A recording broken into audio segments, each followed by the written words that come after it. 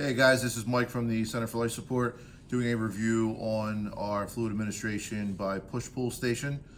Just to start off with our equipment, we have our two 20cc syringes, we have our push-pull tubing, and we have our liter bag of normal saline.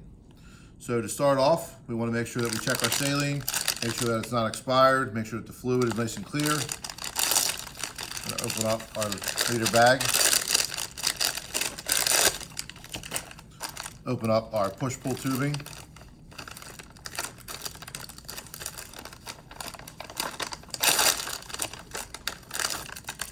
Okay, so on our liter bag, you'll notice that we have a blue cap, which we're going to remove when we spike our bag. On our push-pull tubing, we're going to remove all the packaging.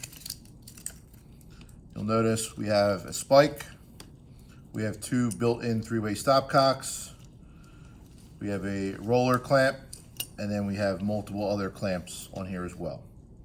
First thing we're going to do, we're going to take our liter bag, we're going to remove the blue stopper.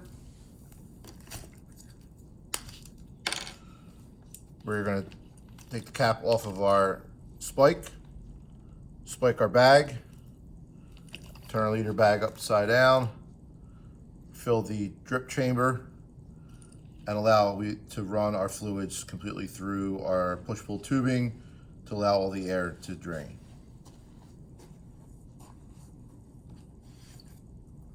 Okay, we can close our roller clamp, remove our cap on the end of our push-pull tubing, and we can hook that up to our IV site.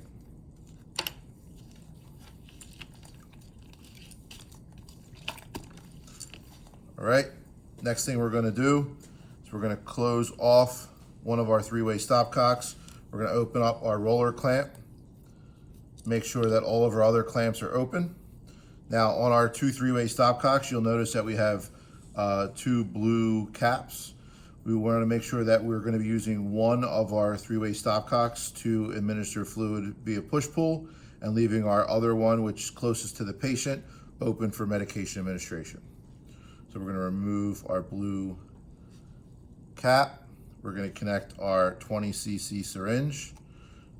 We know that our normal fluid bolus will be 20 cc's per kilogram.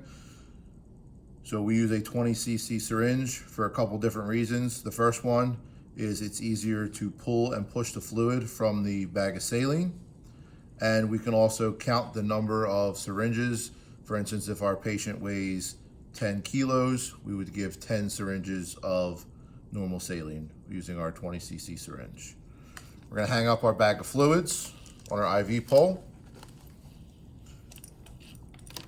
Now, with our two three-way stopcocks, we're going to turn the one closest to the bag, turn the tab off to the patient, open to the bag, which now will allow us to draw back on the syringe, filling our syringe up to our 20cc mark.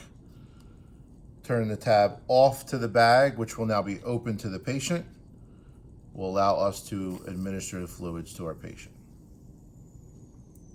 We would continue this process back and forth, turning it off to our patient, drawing from the bag, turning it off to the bag, administering the fluids to our patient until we achieve our normal